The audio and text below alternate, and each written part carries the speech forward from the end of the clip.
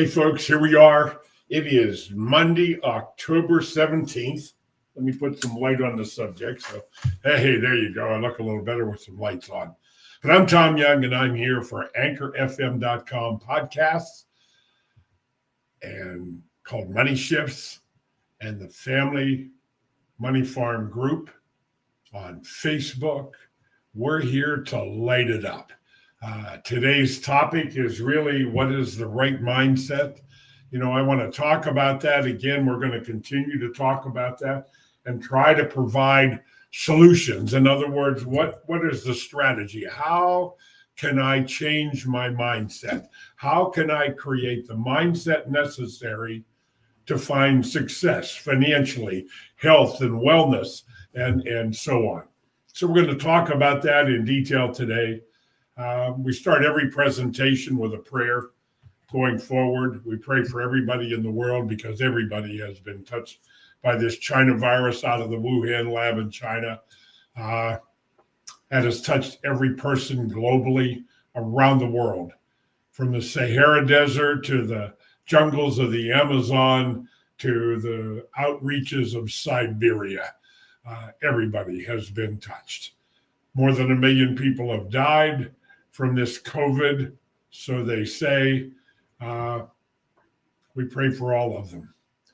We pray for the loved ones who have been lost, that the Lord would open his arms and gather them into his heaven above. We also pray for this stuff going on in Ukraine with Russia and Ukraine. Thousands of people have been killed, property destroyed. This has to stop, folks. The power of prayer has to stop what is going on. The world seems to be more on fire today than ever in my history that I can remember of what's going on that has no direction. There have been fires in the past, globally, politically, economically, and there was always a plan to resolve them. And today we sit here with no real plan to resolve what is happening and maybe what is yet to come that is unknown. So we pray for everybody around the world. I ask you to add your prayers to this prayer list. Share my site, the Family Money Farm Group on Facebook. Please share. Let's get started today. I've got a great quote today. And we're still talking about quotes from Margaret Thatcher. Let me get to the next page in my book here. I am in politics because of the conflict between good and evil. And I believe in the good. In the end, good will triumph. That's profound. Now, this statement was made many, many years ago. But guess what? It's so aptly applies to today. I am in politics because of the conflict between good and evil, and I believe that in the end, good will triumph. With that saying, we have to think realistically about voting in the USA, because we are on a threshold right now between good and evil, I believe also. And what we need to turn out to vote in numbers that have never happened before. If there is fraud going on, if there is evil things going on around the vote and the mail-in ballots, I don't know. But I know one way that we can overcome anything that anybody is doing in the dark is we can show up to vote. If more people show up to vote on election day, that will overcome any shenanigans that are being tried by anybody that is out there trying to mess with the elections. We need to remember that. We also need to realize that there's $202 trillion of debt and unfunded liability. That's $31 trillion of debt that the government has amassed and continues to grow, and $172 trillion of unfunded liability. which are future promises of Social Security, Medicare Part A, B, and D, and benefits and pensions for all government employees and the full-time military. Those promises are beyond our ability to pay for them under the current circumstances of America and economics. And doing the same old, day in and day out will only continue to grow us closer and closer to the Armageddon that this economic collapse would cause. So I believe the only way to change this is we need new thinking in Washington, because all of the old thinking in Washington created the problem we have. We need to make a difference. We need to vote out all the old-time politicians in Washington that aren't for America first. Think about that. That aren't for America first. We need to do that. And that's all I'm going to say about politics. I'm not going to get into the good, the evil, the bad, or any of that, because my concern is more about you and your success and what is going to happen in the future if we don't prepare.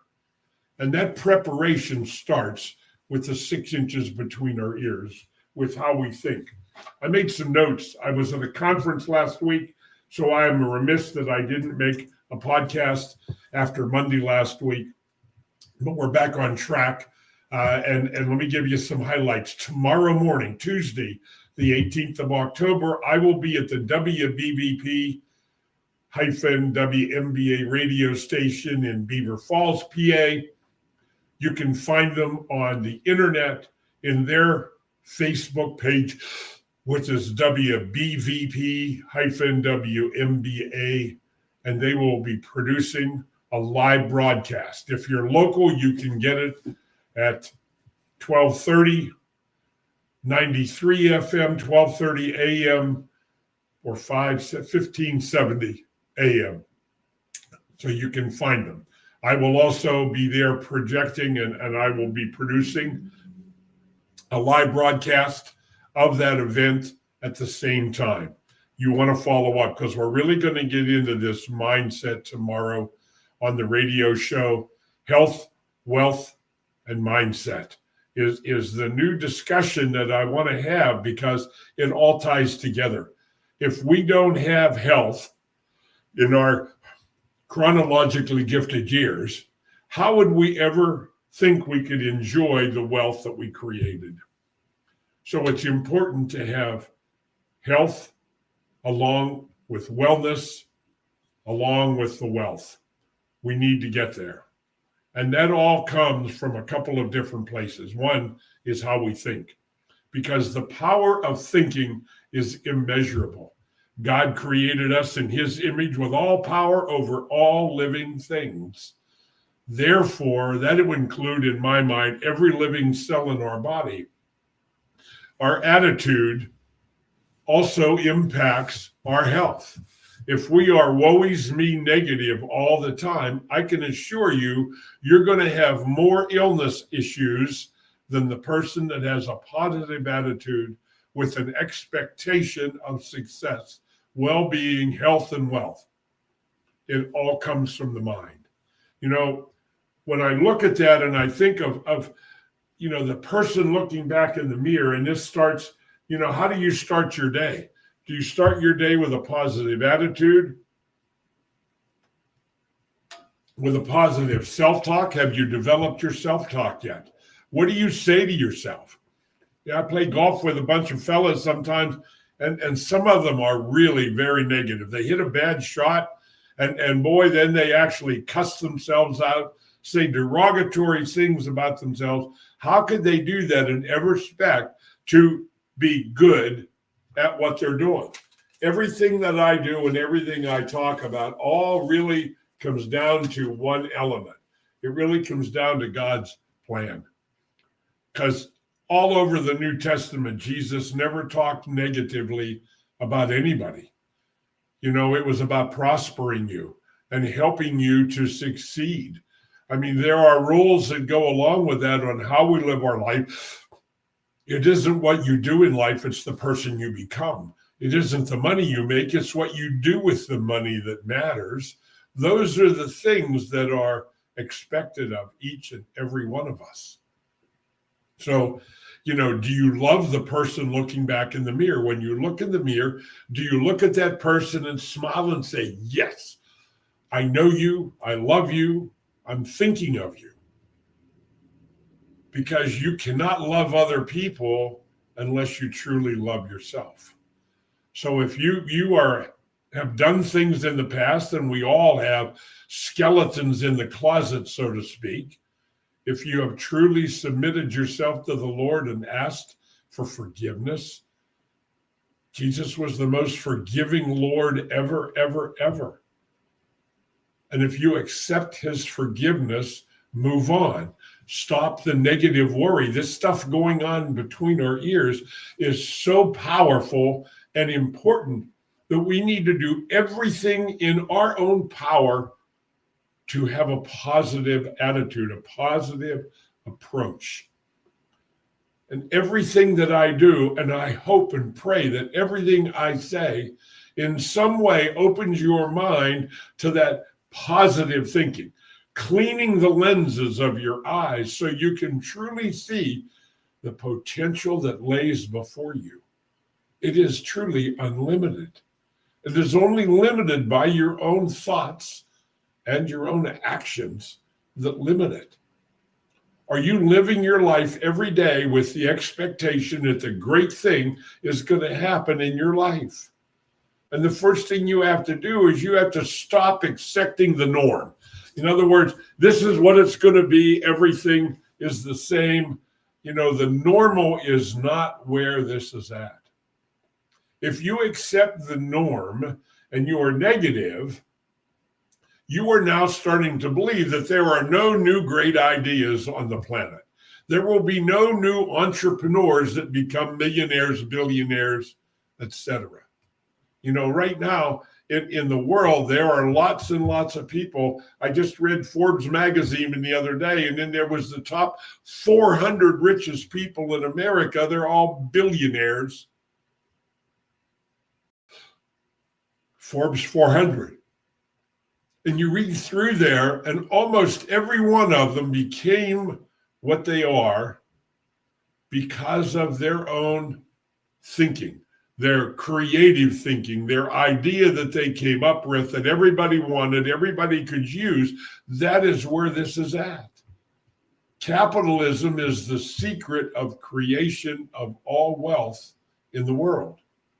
And people today, even today, fight it every day in their quest to move the world to socialism with the one world order, the World Economic Forum.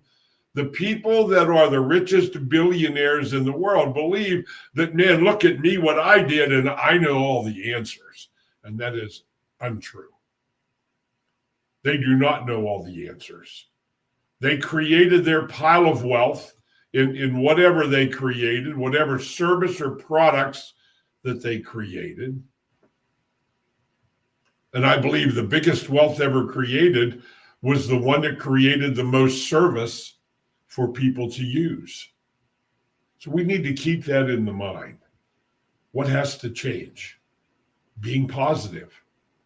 Do you start every day with an attitude of gratitude? This morning, did you write 3 things down that you are truly grateful for in your life?